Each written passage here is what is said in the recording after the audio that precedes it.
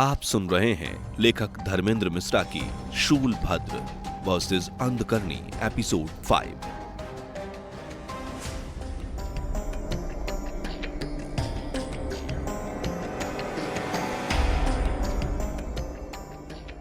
शूलभद्र अपने चारों तरफ शूल घुमाते हुए ऊर्जा का ऐसा घेरा चक्रवात उठाता है, उस घेरे में फंसकर सभी पैशाचिक शक्तियां तितर बितर होने लगीं। तभी उसे महल के किसी शोर से तीव्र रुदन की कर्कश ध्वनि सुनाई पड़ी। शूलभद्र सचेत हो गया, ध्यान पूर्वक सुनने लगा। उस रुदन में उसे कुछ ध्वनि भी सुनाई पड़ रही थी। शूलभद्र अपने ध्यान केंद्र की शक्ति का विस्तार करते हुए उस ध्वनि पर पहुंचने की कोशिश करने लगा। बचाओ, बचाओ, इस शापित योनि से मुक्ति दिलाओ। शूलभद्र अचरज में पड़ गया। यहां कौन बंदी हो सकता है? जिस तरफ से आवाज आ रही थी उसी दिशा में बढ़ने लगा। जैसे जैसे उस महल के अंदर बढ़ता जा रहा था, चीख पुकार की ध्वनि और स्पष्ट रूप से सुनाई पड़ने लगी, किंतु वो अपने दिव्य नेत्रों से उस ओर कुछ देख नहीं पा रहा था। बस चारों तरफ धुंध और अंधकार व्याप्त था। और आगे बढ़ने पर शूलभद्र को कई मायावी तहखाने दिखे जो नरकंकालों से भरे थे। शायद वहीं से कहीं से वो ध्वनि सुनाई पड़ रही थी। शूलभद्र को माया का कोई जाल मालूम पड़ा। जैसे ही शूल उस तरफ फेंकता है, पुनः उसकी तरफ वो लौट आता है। शूलभद्र को बड़ा आश्चर्य हुआ। तभी उस तरफ से आवाज आई, शूलभद्र, मैं यहां हूं और मेरा राज्य अंधकरणी के माया जाल से मुक्त होने हेतु सदियों से प्रतीक्षा कर रहा है, किंतु हम यहां से निकल नहीं सकते। उसकी मायावी इच्छाओं के बसीभूत हैं। शूलभद्र मनी मन, ये तो उसी विदूषक की ध्वनि मालूम पड़ती है। यह अवश्य ही उसका माया जाल है जो मुझे भ्रमित कर रहा है। पुनः एक बार अपनी पूरी शक्ति से उसने शूल उस तरफ फेंका। इस बार विवाह नाकाम रहा। शूलभद्र, शायद अंधकरणी मेरी शक्ति विफल करने के लिए खींच कर लाई है। तभी उसे पुनः विदूषक की आवाज सुनाई पड़ी, तुम इसे ऐसे नहीं भेद पाओगे। इस हेतु तुम्हें इस नगर में स्थित दक्षिण दिशा में जो देवी का प्राचीन मंदिर है, उसी मंदिर की दीवार पे मैंने सुबुद्धि शरण और उसकी पत्नी की अस्थियों को चुनवा दिया था। तुम उन अस्थियों को लाकर यहां दाह संस्कार करो। इस नगर की सभी शापित आत्माओं को मुक्त करो। शूलभद्र, यह भ्रम है, मैं तुम्हारी बातों का भरोसा क्यों करूं? विदूषक, इसे ही तुम विधि का विधान समझो, इसी हेतु तुम यहां आए हो। अब जाओ, विलंब मत करो। शूल ने शूलभद्र को उस प्राचीन मंदिर की ओर जाने का संकेत किया। शूलभद्र के कदम उसी दिशा में बढ़ने लगे। मंजिल पर वो पहुंचकर ही रुके। सदियों पुराना वो बंदर आज भी जीवंत मालूम पड़ रहा था। शूल की सहायता से मंदिर के चारों तरफ सुबुद्धि शरण और रानी वीणा की अस्थियों का दृष्टि अवलोकन होने लगा। जिस जगह पे अस्थियां थीं, शूल वहीं पे जाकर टिक गया। शूलभद्र ने अपनी पूरी ताकत से शूल का प्रहार किया। सारी अस्थियां बाहर आ गईं, किसी चुंबक की भांति उसके इर्द गिर्द लिपट गईं। शूलभद्र जैसे ही शूल उठाकर चलने को होता है, शूल अपनी जगह से टस से मस नहीं होता, किसी पर्वत के समान अटल और भारी हो जाता है।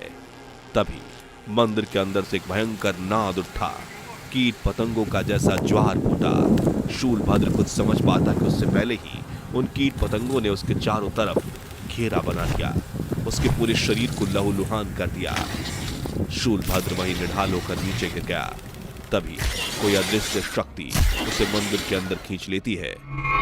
शूलभद्र के कानों पे अंधकरणी की अट्टहास की ध्वनि सुनाई पड़ी, उच्च गर्जना करते हुए, तू मेरी इच्छाओं का शमन करेगा? बोल, कैसे करेगा? अब तो तेरा शूल भी तेरे पास नहीं है, तो इस लोक से कभी नहीं लौट पाएगा। कहते हुए जोर जोर से अट्टहास करने लगी। शूलभद्र को किसी पत्ते के समान हवा में उठाते हुए जमीन पर पटक देती है। शूलभद्र वहीं ढेर हो गया। अंधकरणी शूलभद्र के शूल से लिपटी अपने पिता के अस्थियों को समेटते हुए आकाश मार्ग से उसी शापित राजा के महल की ओर बढ़ गई। शूल जैसी पुनः सचेत अवस्था में लौटता है, महल के समीप स्वयं ही को एक जल भरे कुंड के अंदर पाता है। उसके कानों पर एक स्त्री और पुरुष की ध्वनि बारी बारी से सुनाई पड़ रही है। शूलभद्र मेरे पास आओ, शूलभद्र मेरे पास आओ। शूलभद्र ठिठकते हुए, अब यह किस प्रकार का छल है? तभी उस कुंड से पुनः ध्वनियां आती हैं, डरो मत, मैं सुबुद्धि शरण हूं, मैं बीणा हूं। इस नगर को श्राप से मुक्त करने हेतु इस कुंड का जल तुम्हारे काम आएगा। इसकी जल की बूंदें जहां पड़ेंगी, अग्नि प्रज्वलित होने लगेगी जो सब कुछ जलाकर भस्म कर देगी। शूलभद्र उस कुंड के जल को एक कमंडल में भर लेता है। इसके उपरांत महल की ओर प्रस्थान करता है। सूर्यास्त होने ही वाला था। दूर कहीं से चटकती सूरज की लालिमा आसमान में बिखरी थी।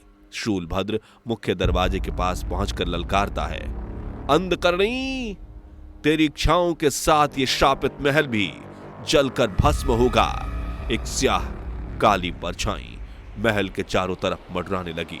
कर्कश नाद करते हुए आकाशवाणी होती है, तुझे जीवित देखकर अप्रसन्न हूं, किंतु इस बार विलंब नहीं करूंगी, तुझे जीवित नहीं छोड़ूंगी।